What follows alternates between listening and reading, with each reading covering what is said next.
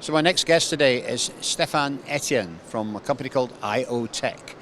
Welcome, Stéphane. Nice to see you. Thank you, and a pleasure to be there, Trevor. Yeah. So you originally brought out this machine that you have about 2021. I think was the first time we saw it here at Productronica. Yeah, it was the first time, and we got the Innovation Award for that process solution Yes, back then. That's correct. That's correct. And this is a system which uses a foil that carries material.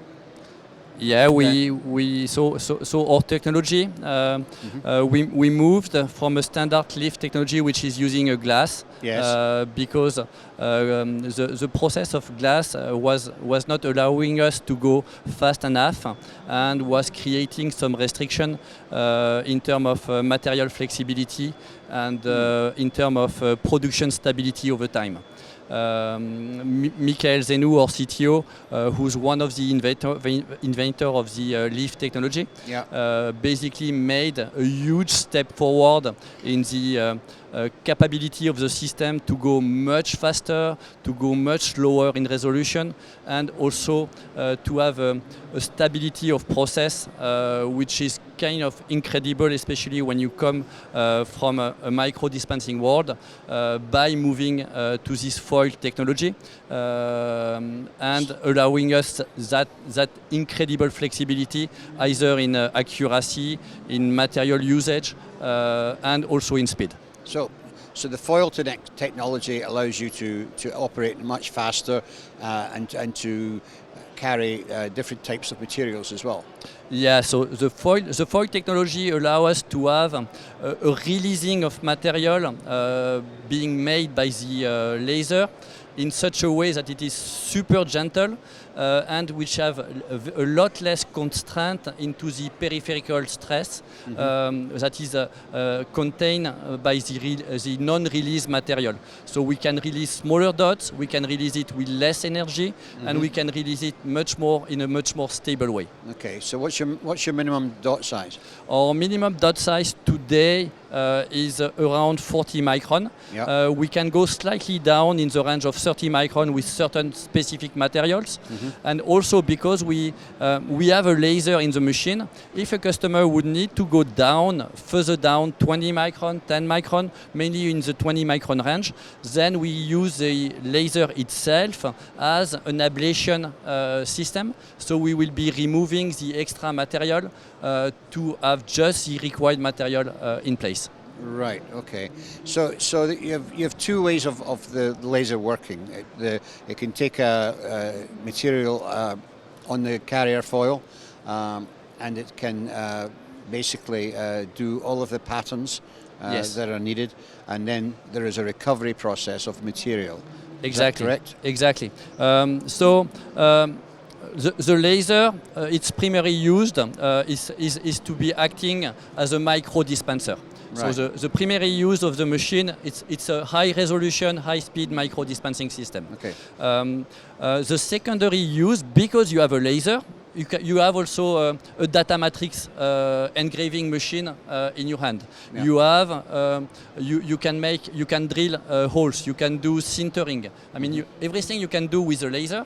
You can also do it with our technology, which is providing additional value to just the micro dispensing system. One of the unique values that we have is that if you have difficulty of adhesion of the material you want to apply on a certain element, like applying copper on aluminum, which is normally not possible, we will be using the laser to trim with a specific geometry the pad, and we will be able to build up copper pillar upon aluminum. Yeah. Another value is with solder paste. We can check if a pad is shiny or not shiny. If it's not shiny, we believe there is oxidation on it. Yeah. We will remove that surface oxidation with the laser before applying the solder paste. Okay. And at the end, the customer is winning in yield because he doesn't have delamination of his solder joint after reflow. Right. Okay. Great. So you've been in the market now 4 years, maybe 5 coming up now. What applications are you using it in? That was the when I joined ioTech, that was the most difficult thing to decide.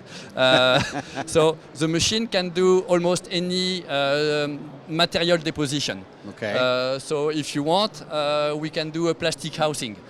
We can do a dent. We can do PCBs. We can apply solder paste. We can apply silicone. We can apply phosphor silicones. So being a startup, you get called by all your customers. Can you do that? Can you do that? Can you do that? And one of the wrong responses is to say yes. So you need to find what rabbit you are chasing. Right. The rabbits that we have decided to chase are high resolution multi-material deposition inside complex semiconductor packaging, so type of microprocessors. We are chasing solder paste and glue application at SMT level. And we are opening a completely new way of manufacturing PCBs. Complete PCBs in a few minutes from scratch. Really? Yeah, basically taking a Gerber file and giving you a functional PCB 15 minutes later. But that's just going to be a single layer PCB. No, we are talking of multiple layers, both sides functional, fully functional. We've done tests. I did a presentation last year at LOPEC showing a 4-layer PCB. We can grow even higher in layer, but that's a very interesting technology that we are bringing to market. It's not as mature as the other technologies that we have today, but it is something that we can show in terms of proof of concept. Okay. And how cost effective is that going to be compared to the normal process for manufacturing a PCB? I would have hoped you wouldn't have asked the question, because as of today, we don't know. What we bring, for the time being, we are looking at that technology to offer a real solution to reshore at least a portion of the PCB manufacturing. And yesterday we received an order related to a research and development program from the European, from Europe, which will be going into what we call smart PCB manufacturing. Because what we envision is that if you only make a PCB like somebody else can make it, you just have to play with the cost. Yes. So what we are looking is to make your PCB smart. Because we can print whatever material at whatever location. Paul is going to like that one. Okay, so you can put active devices easily. Exactly. Inside. We can put passives, we can put sensors, and then for instance you will get live traceability of your reflow process directly in the center of your PCB. You will see the stress which are coming from the pick and place. You will see the stress which are coming from the various curing process when you manipulate the board. You have also, one of the complexity today is to go down in resolution. If you don't have to place anymore those micro passive components because they are printed, your pick and place process becomes simpler. So that's what we try to get into the PCB. It's added value. Yes. Very similar to what we do in every other processes we bring. It's not to be doing the same thing as in a different manner. It's to bring an additional value to the final customer, and that's really what we are after. And in our PCB approach, that's clearly where we want to go. So it sounds like it's a very versatile machine, Stefan. And it's got a lot of capability. How easy is it for an operator or for a customer to use it? I mean, do you need to have a PhD to run this thing? 5 years ago, with a PhD, and even with mine, it was not sufficient.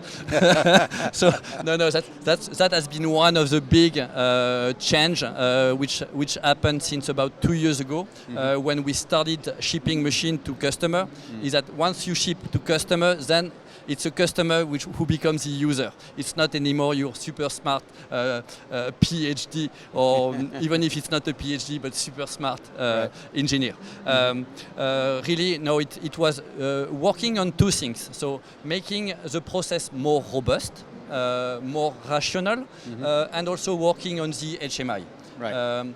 And also the first machine that we brought to market, the io300, I call it a Swiss Army knife. Yes. Because it's super versatile, it can make a lot of things, but then you need creativity and you need knowledge and you need really high-level expertise. To know how to make exactly. to use it. Yeah. What we are bringing to market today is the io600. So you take only one process. Like let's say underfill or let's say solder paste, yeah. and you get it into that high volume manufacturing machine, yeah. and that becomes a machine which is fully driven by Industry 4.0, simple operator, full feedback. So even if the process has certain complexity, the complexity disappears in front of the user. Yes. If you want to go really and go into the bits and pieces to really fine-tune and get further, then you have the process engineer who will take over and go into that direction. Okay. But for the operator, it's a screen printer, it's a pick and place, it's a review station. It's no more so complex. Once it's set up, it's easy for the operator. Exactly, to and one of the beauty, it is super stable.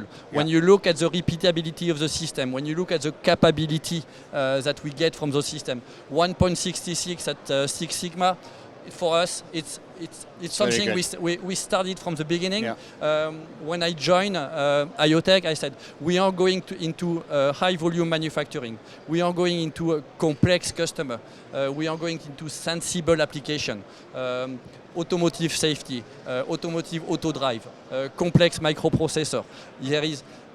There is no chance a customer will accept any deviation. Yes. And you need to set up the process in one location. It needs to be running exactly the same way in 20 other locations worldwide. Yeah. So you need to be you need to be better than what you really need, because you will have the changing of environment in every location, which you need to absorb. Of course. So if your customer needs 1.6, you need to be at 1.8 to get that 1.6. And that's where we are. And that I'm super excited when I see the quality of the design and the engineering, what has been doing on that machine, on that io600. The team has done an incredible job. We are soon shipping the first machine, and we feel safe. That's great. And because I've been having multiple years in the industry, and every time and in product development, and every time you send a new machine to the field the first time, you say, "Wow, that's is it a beta? Is it a beta enough? And what did we do? How are we going to retrieve that customer in 6 months?" Yeah, you've always got to stop your R&D at some point and say, "Well, that's version 1. You know, that's, exactly. Now we need to do version 2. Exactly. And move on to the next one. Yeah. But it's great. It sounds like you're ready to scale with the 600, which is good. Exactly. And that's very exciting for you. So I wish you every success with that. Thank you. And I want to thank you for coming in and talking to us. Thank you, Trevor. Today. It was a pleasure. Okay.